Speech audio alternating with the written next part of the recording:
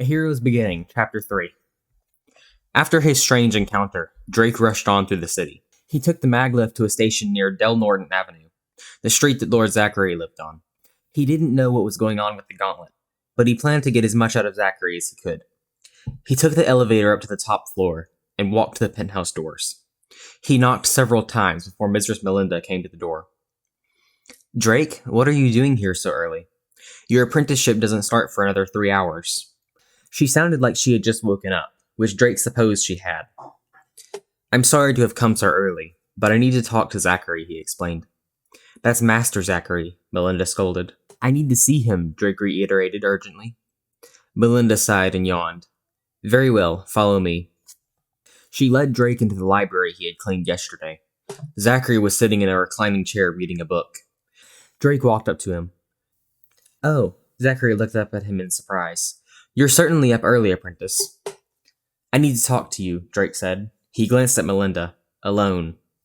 Zachary raised an eyebrow, but he sipped his tea and motioned for Melinda to leave. "Is this about the gauntlet?" Zachary asked. "Yeah," Drake answered. "Something happened while I was out in the city this morning," he tried to say, but Zachary waved a hand to stop him. "I suggest you forget about the gauntlet, apprentice. Just keep it safe and hidden." Drake tried to object, but Zachary didn't let him get a word in. "Since you're here early, you can get a head start on reorganizing the library again." "But I organized it yesterday," Drake protested. "Yes, but today I want you to organize it by color," the Lord said, and the man returned to his book. Drake tried protesting a few more times, but Zachary simply moved off after his third attempt. The Lord resettled in another chair on the upper floor. Seeing that he was going nowhere with his arguments, Drake reluctantly set to work. He started pulling books off their shelves and stacking them based on the colors of their spines. Once he had emptied a shelf, he started refilling it with books of all the same color. He repeated the process for about an hour, and then Zachary left and headed for the kitchen. Drake kept working, and it wasn't long before he had a third of the library reorganized. Lord Zachary stepped back in for a moment. He looked at Drake, and Drake paused long enough to look back. But then he went back to work. For a second he thought he saw the Lord shake his head and smile before he left, but Drake was sure he had imagined it. 2 hours later, Drake had another third of the library reorganized, but that was as far as he made it. Mistress Melinda came in again and sighed. "Come on, boy, surely you aren't going to be late every day." Drake didn't know what she meant by that. Curious, he followed her out of the library and into an adjacent room. It was brighter in this room, and there were plants littering the tables that set against the walls. Except for one wall where Zachary had an artificial waterfall that poured out into channels of water on the floor. In the center was a large stone courtyard. When Drake looked up, he figured out why it was so much brighter. This wasn't really a room at all, but a rooftop garden instead. It was surrounded by the rest of the penthouse, providing a nicely secluded meditation area. "Master Zachary wishes for you to water the garden and tend to its weeds," Melinda explained briskly, and she handed him a disposable bag for the weeds. Then she left him standing there. He groaned at having to do more work after the library, but he set to it at once. He located a pitcher for water and watered all of the plants. Once he had finished that, he went on to preen out all the weeds, which did in fact take longer than he expected. Another 2 hours went by before he knew it. When he was done, he threw away the bag he had put the weeds in and went back inside. Thankfully, Mistress Melinda wasn't around in the library or the kitchen. Drake was tired of working, so he decided to look for a book of his own to read. Most of the books he saw were of history or encyclopedias that he didn't see very much sense in reading. After looking for several minutes, he found something interesting. It was a book of ancient myths. He found a comfortable armchair and opened the book. He flipped through the book, glancing at pages until he came to a chapter about a warrior named Mashkia. The interesting thing about the man was that he had been a rogue involved with a guild known as the Tech Wraiths.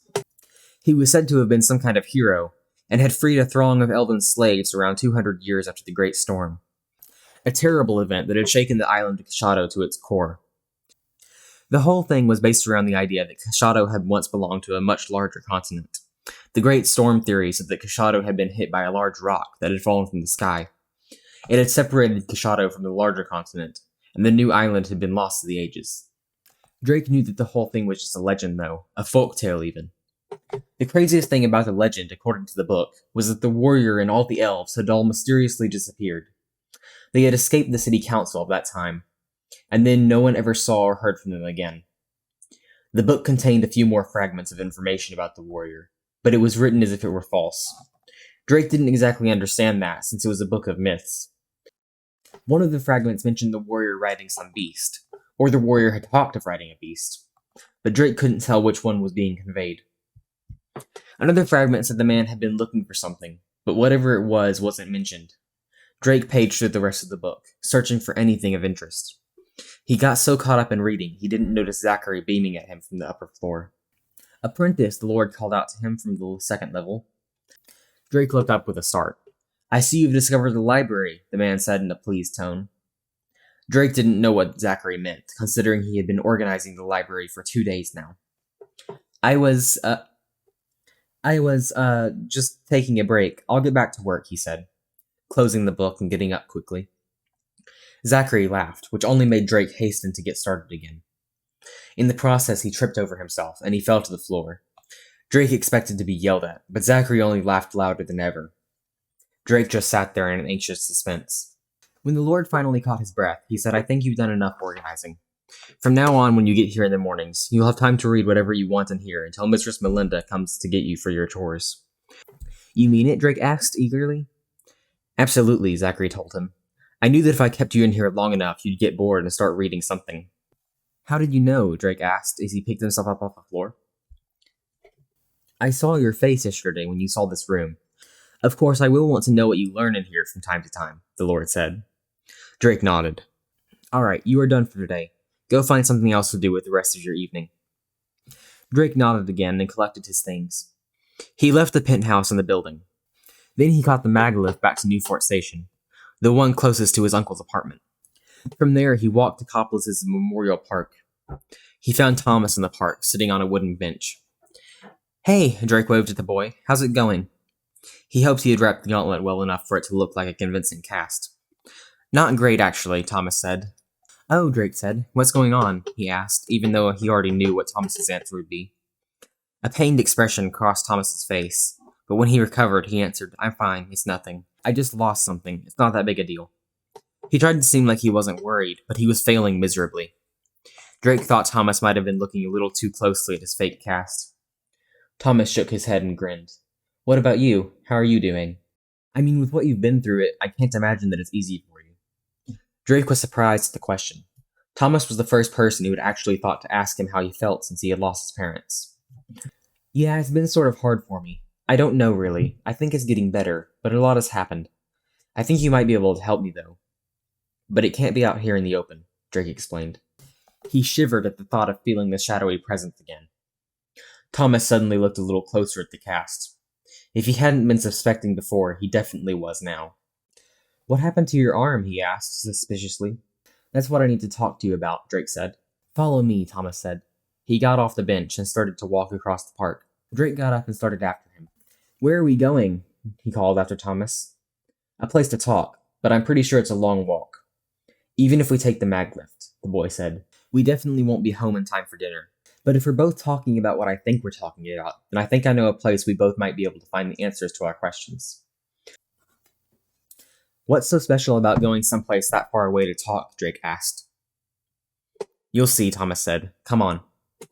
With his curiosity piqued, Drake followed after Thomas. They crossed the park and headed back toward the maglift station Drake had just come from.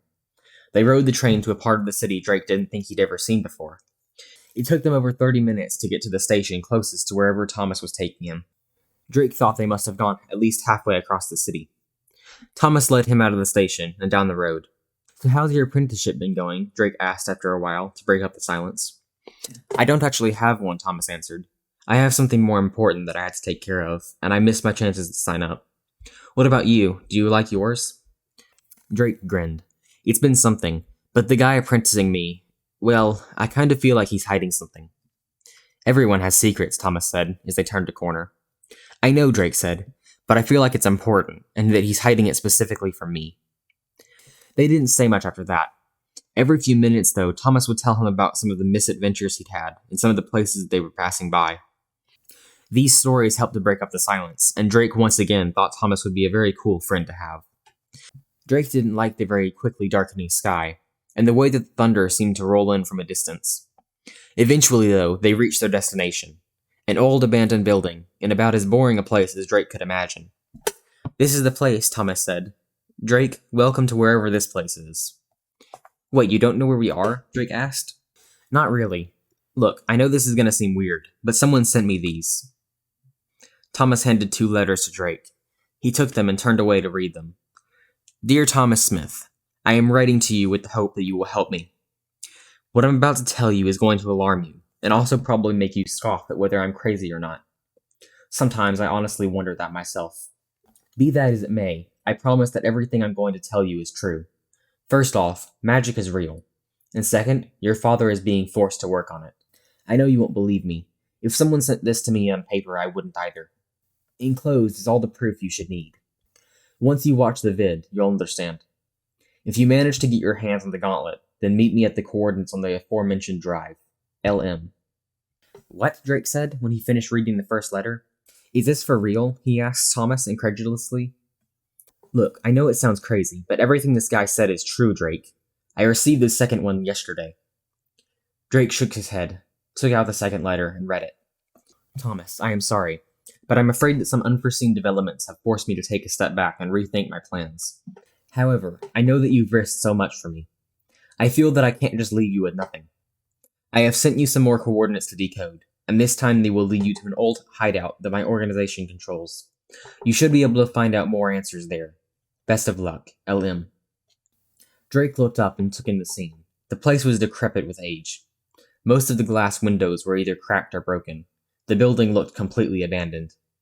Clearly, no one had been there to keep it up in a long time. Who is this LM anyway? Drake asked.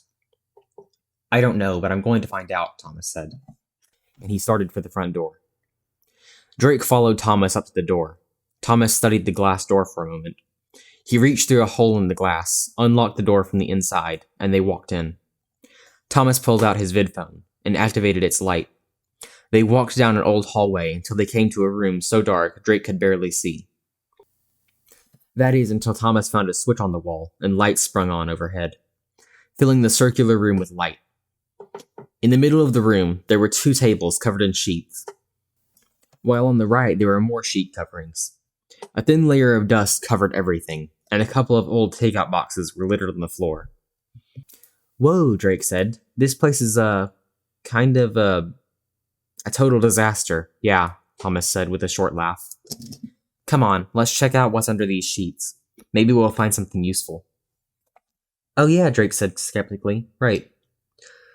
Thomas walked over to one of the tables and grabbed the edge of the canvas and pulled it off. Underneath was a collection of strange-looking technology. What is all of this? Drake wondered aloud, as he picked up some kind of strange-looking gun. It was small, and it had a chamber for the miniature darts that were laid out next to it on the table. I'm not sure, Thomas said, as he picked up a glove with a built-in keypad that had wires running to a small box. Wait, I think I do know what this is, actually. I've never really seen one before, but I've heard about them. I think it's a slider deck unit, Thomas said excitedly. They're built to hold encrypted information for... Thomas trailed off. For who, Thomas? Drake asked. For the crime guilds that were rumored to have been organized within the city. Drake, I think this was an old slider base. That's interesting, Drake said.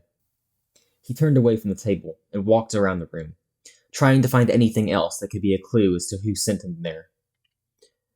He heard Thomas call out to him from across the room. Hey Drake, come check this out. Feast your eyes on this bad boy, Thomas said as he held out a roll of paper to Drake. Drake took the paper and unrolled it. On the paper was a drawing of something that looked like a skateboard without wheels. What is it, some type of high-tech wheelboard? He scoffed. You're half right, Thomas said, ignoring Drake's sarcastic comment. It looks like some kind of tweaked design from a glide cycle, but it's smaller like a wheelboard. I'd call it a glider board, Thomas said. For real? Drake exclaimed, taking another long look at the drawing, even though he didn't understand half of what was on it. This is some really next-level tech right here, Thomas said smartly. It's got twin rotors to keep it in the air, and you steer it by leaning, just like with a skateboard. The problem would be finding a power source that is lightweight, yet strong enough to keep it in the air. But I think I could modify a glide cycle battery pack to work for it, he explained.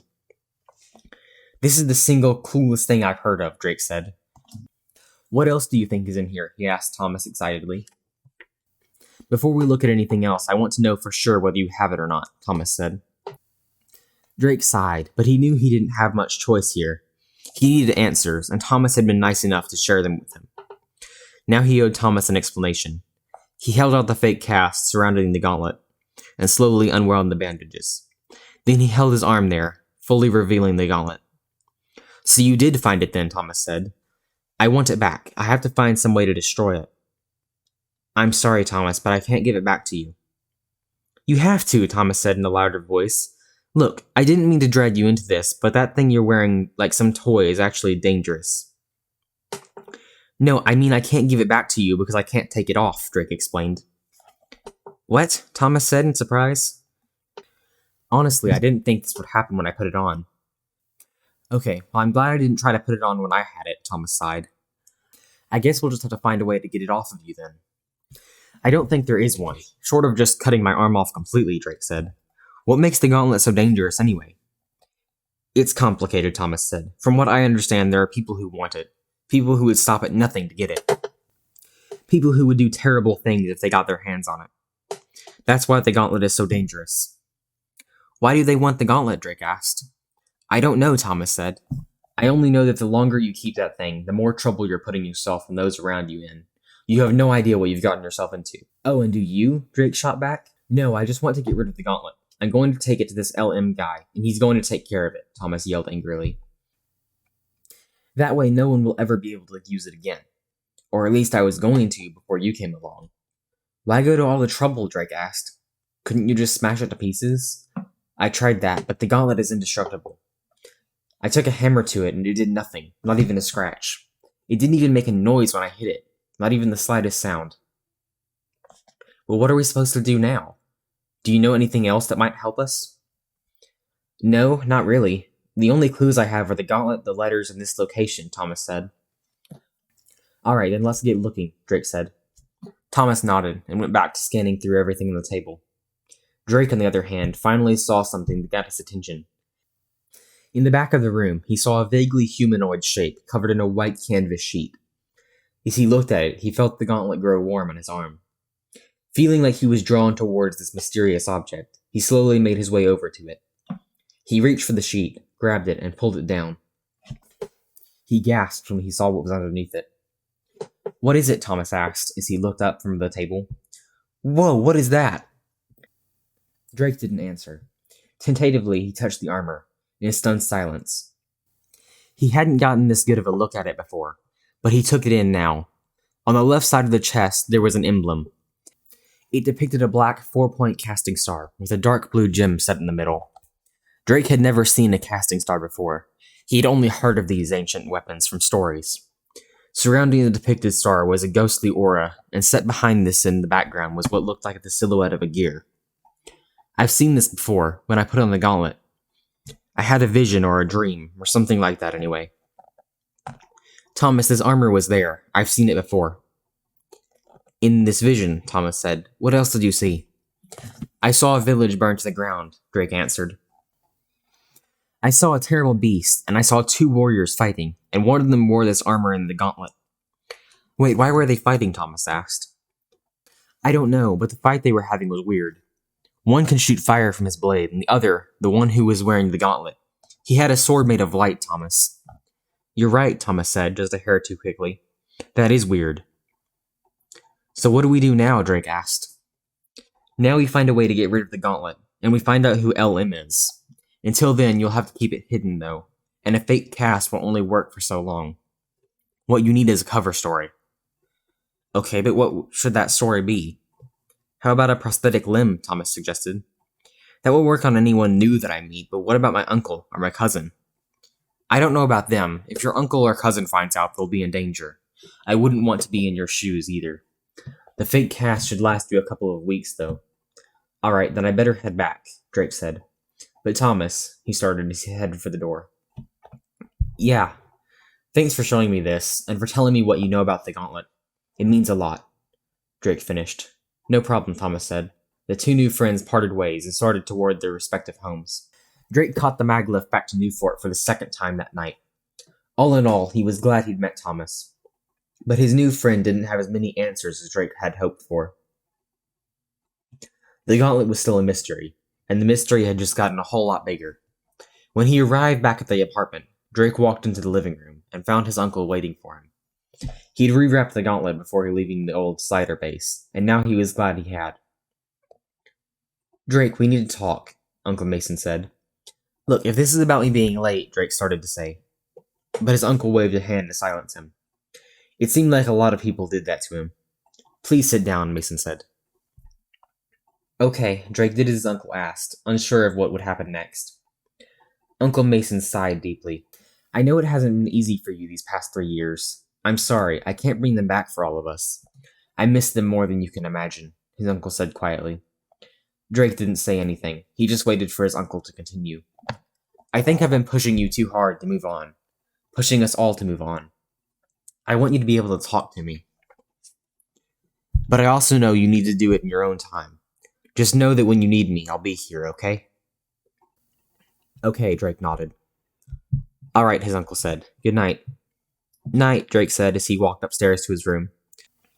He laid awake in bed for a while, thinking, and eventually his thoughts turned to his parents. They had always tried their best to help people, and they always had hope even in the darkest of times. One thing his father always used to say came to his mind now. It felt like yesterday. Drake remembered he had just fallen off his new wheelboard, and he hadn't wanted to get back up and try again. But his father had told him something that made him feel like he could do it. "Listen, son," his father had said. "I know you're scared to try again. It's okay to be scared. Without fear, you can't have bravery and courage. Fear allows us to try again and prove we can do better. Moving forward in spite of being scared is what gives you true bravery and courage." That was what he had to do now, Drake realized. He had to be brave enough to move on with his life, no matter how scared he was. Drake woke up to the sounds of birds chirping outside his bedroom window. He checked the alarm clock that sat on his small wooden nightstand next to his bed. It was 6 o'clock in the morning. His dreams last night had been bad, and the gauntlet still felt cold. Today was the one day of the week he got off from his apprenticeship. He wandered out into the living room and found Jason sitting on the couch, watching the wall-mounted vidscreen. "Hey, you have anything planned for today?" Drake asked. "Yeah," Jason said. "My friends and I are going to the skate park for a while. What about you?" "I'm meeting up with Thomas for breakfast, and then we're going to hang out at..." Drake had to stop himself from saying hideout. "At the park." "Who's Thomas?" Jason asked. "A new friend, I think," Drake replied. He noticed his uncle wasn't around. "Where's Uncle Mason?" he asked his cousin. "He headed out early to do some party planning," Jason answered cheekily, with a large grin plastered across his face. "Oh," Drake said. "What sort of party?" "A certain person's birthday is coming up, I think." For a moment, Drake was taken aback. With everything that had happened the past couple of days, he had completely forgotten about his birthday.